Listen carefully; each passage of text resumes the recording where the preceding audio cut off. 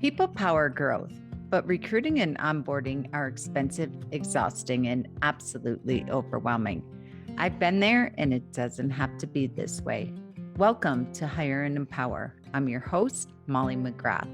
Join me as we interview leaders who care about their teams and distill powerful lessons from them. This show is sponsored by H&E, helping organizations to find their best hire and empower them for success. Learn more at hiringandempowering.com. All right. Today we are talking about a very, very, very well written and spoken about conversation about leadership and how to step into this mindfulness and mindfully wise leadership. Today, we are going to have a very, very special guest, fellow podcaster, fellow author. We have Keren Tsuk here today, author of Mindfully Wise Leadership, The Secret to Today's Leaders. And today we are going to give you some very, very, very tangible tips, techniques, tricks for you to implement after you listen to today's podcast. And Keren's going to be sharing with us the secret of today's leaders. So Keren, thank you for being our guest. Thank you for inviting me. It's a pleasure to be here.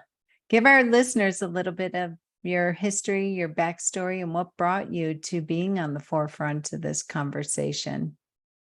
So I have a company in the last 20 years called the Wisdom to Lead, a consulting company in which we work with the management teams and organization to promote growth and process and change process. And I've conducted a PhD in a IT company because my leading question was what is the role of leaders nowadays in leading financially successful organizations alongside motivating their employees for meaningfulness and intrinsic motivation. And what I found that mindfulness is a crucial aspect that we need to embrace nowadays in order to engage our employees to create better workplaces that people want to be part of them and to create, great organizations, product and services. And actually I've developed, I was invited 5 years ago to teach in PolyU in Hong Kong in a master degree called Executive Meaningful and Innovative Leadership. And they opened the 30 hours component of mindfulness, and I was invited to teach there. And then, all the dot connected, and I understood that I actually will bring the mindfulness tools to the organizational leaders. And I've developed a mindfulness-based leadership transformative course that we facilitate in global companies like Checkpoint, Variant, Siemens, and much more, and retreats. And I talk about mindful leadership in organizations worldwide and conferences. So, actually, I grew in the organizational sphere, and on my personal level, I was practicing for 20 years now. And there was a point that it all connected through my PhD and my doing. So this is actually my passion, what I really believe in. It's really needed nowadays, especially now, if I can say post-corona. Yeah, and we can see you have a wonderful, wonderful rap sheet. You've worked with WeWork, you've worked with Microsoft, Siemens, Google, many amazing organizations. So we're excited. Let's dive right in.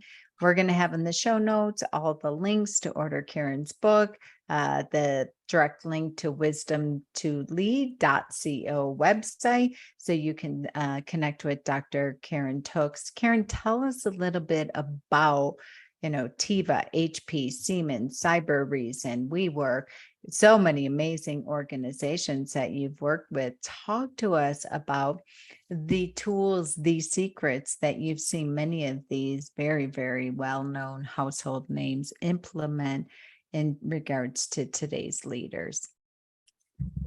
So, first of all, I think the main tool that leaders learn to implement through the courses, the process that they are going with me, is really the ability to, first of all, to pause and really listen to their employees, be present with their employees without offering the answers and the solutions. I think as a management, individual and leaders, we learn that we always need to be active, right? and to produce the solution and to be busy and to have the right resource. However, what we need to learn today as leaders is the ability to pause. It's okay not to know the answer. It's okay to start a meeting and say, oh, look, we are figuring out now this process, this product, this service. This is what I think about the way we are going. I don't know. I don't feel comfortable with the path we're going in because I spoke with this and this client, and this is what I feel about that. I don't know what's the right solution. What do you think about it? And you're creating a space in which we're really listening to each other. I call it a dialogue space, and being present with what we feel in this moment, coming with my open mind, open heart, and open will, and really being present with various kinds of viewpoints and allowing the solution to emerge, the creative solution and the accurate solution to emerge from this space. So for my leader, they learn to be okay with not knowing their answer. This is the first thing. The second thing is they embrace the uncertainty. It's okay not to know the answer and to be present there and to allow space for others. And, being vulnerable. Sometimes it's okay not to show a coherent identity that I know everything. No, we can't know everything nowadays. So it's really being in this space, having an anchor in this uncertain times and allowing it to be. And from this space that we create, we can find the right solutions. You're speaking my language, and my listeners get a little bit of sick of hearing me.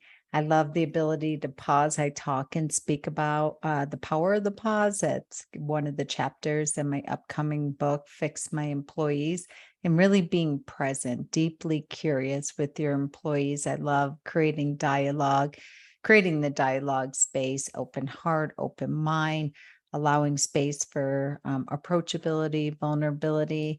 And I know my listeners, they're by and large highly, highly time-strapped entrepreneurs that are busy, barely have time to even spend with their employees. And I hear that all the time, when on the hiring side of things, I need somebody who comes batteries included. I don't have time to ... fill in the blank. So what would you say? Tell us a little bit about your success in all these amazing organizations that you've worked with. How do you get the stressed out, busy entrepreneur to adapt these skills and actually to get off the hamster wheel and actually pause and to stop and to be vulnerable and to give their employees time? That is something I've struggled with for decades.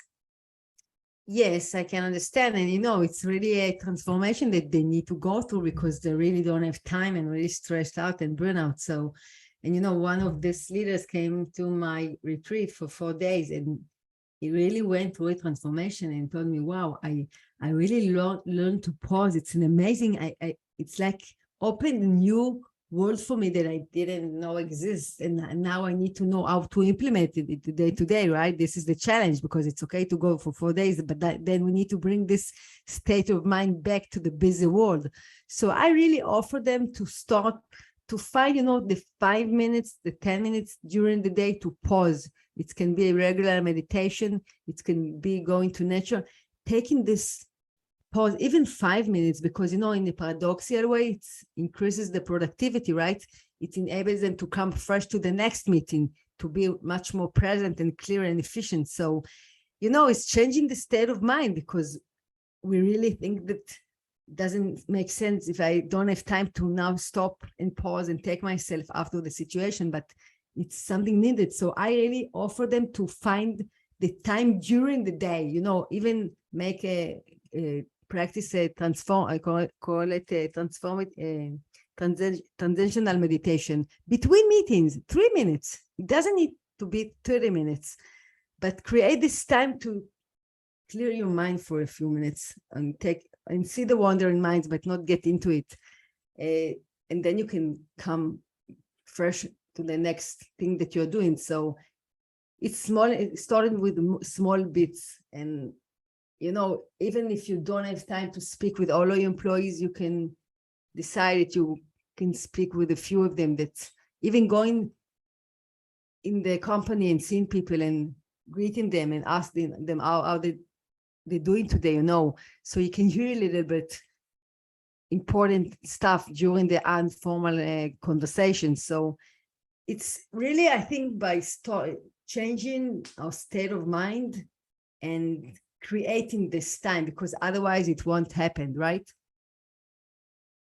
Yeah, absolutely. So creating the time, creating the space, and creating the stand. So are you saying to build a habit of this, not just in the moment when you're ready to go crazy on an employee or an emergency or blow up or flare up happens? How do we have this become best practice approach within the day-to-day business world?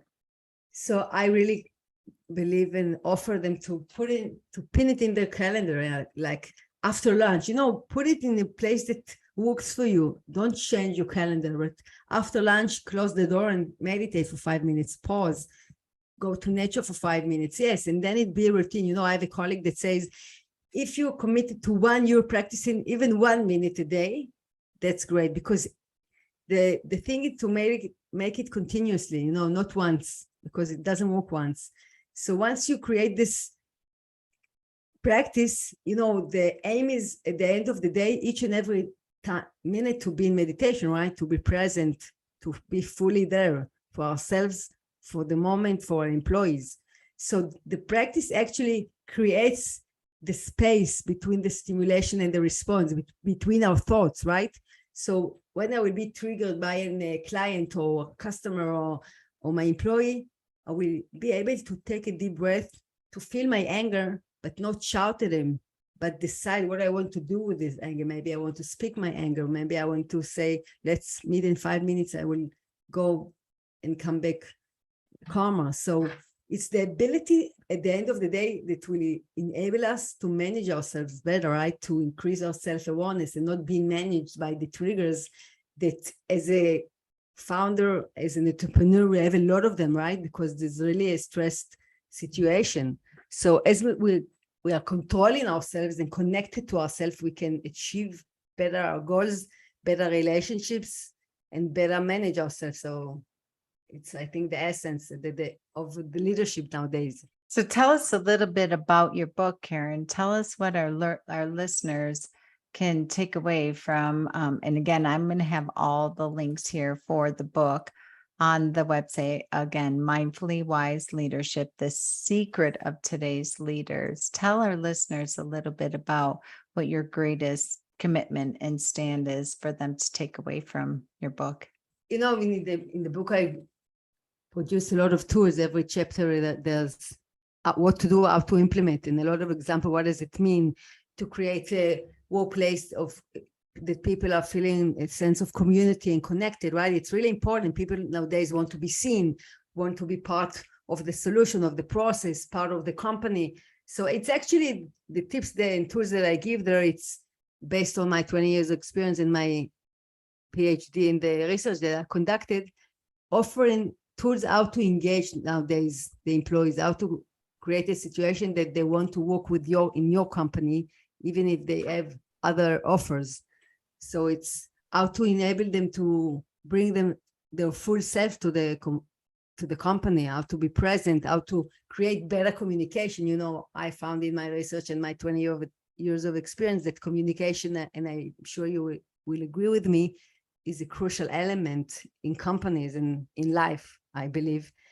And I actually offer the tools and tips how to create a mindful communication that, you embrace the complete self, not only the rational aspect that we usually tend to communicate around, but also how we can communicate our emotions, our feelings, and create a whole communication that embraces also the rational, but the emotional aspect. And then when we're working from deeper connections of our humanity, we can achieve anything because we are really connected and we really can feel the other person and connect to the bigger picture together and not be against each other, what usually happens when we are working only with a rational mind. So there's a lot of tips how to create this, how to create culture that enables innovation and creativity to emerge, and not controlling everything, and creating this spaces, physical spaces, emotional spaces, and much more.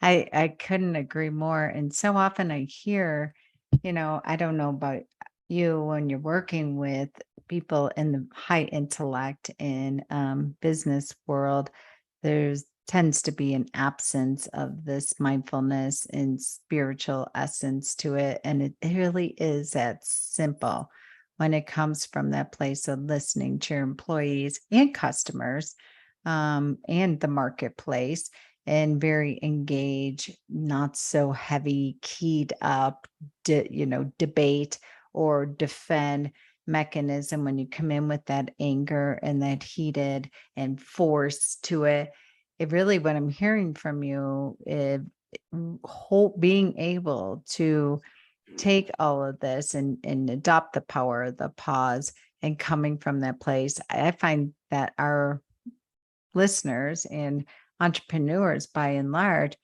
they're like, it can't be that simple, right?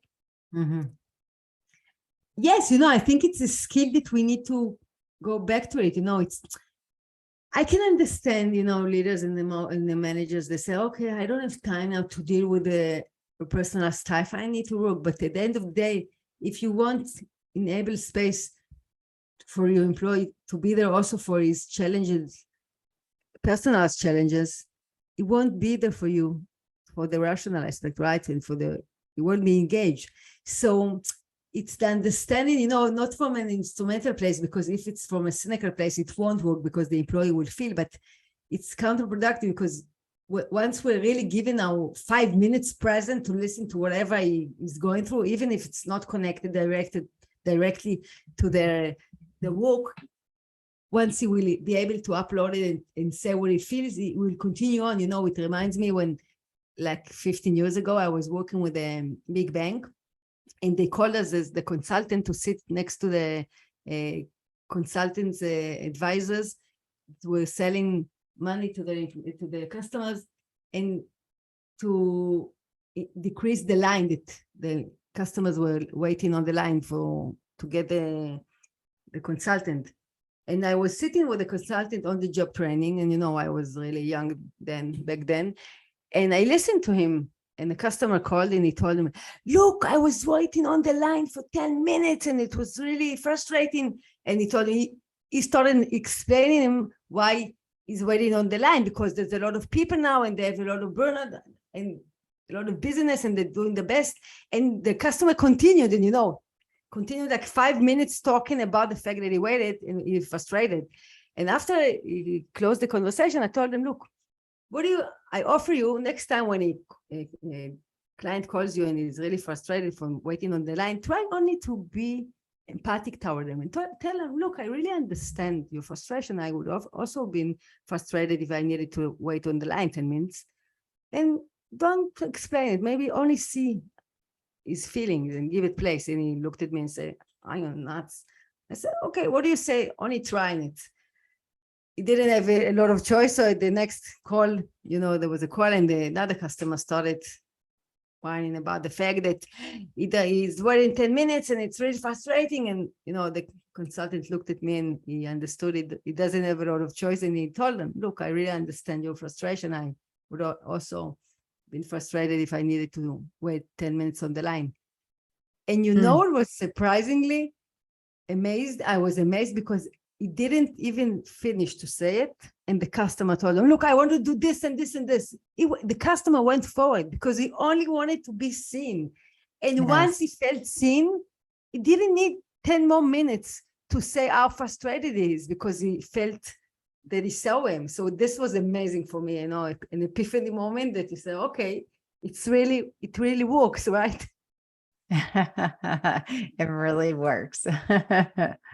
Oh, well, Keren, tell our listeners how they can get a hold of you and order your book. What's the easiest way? And again, I'll have all this in the show notes.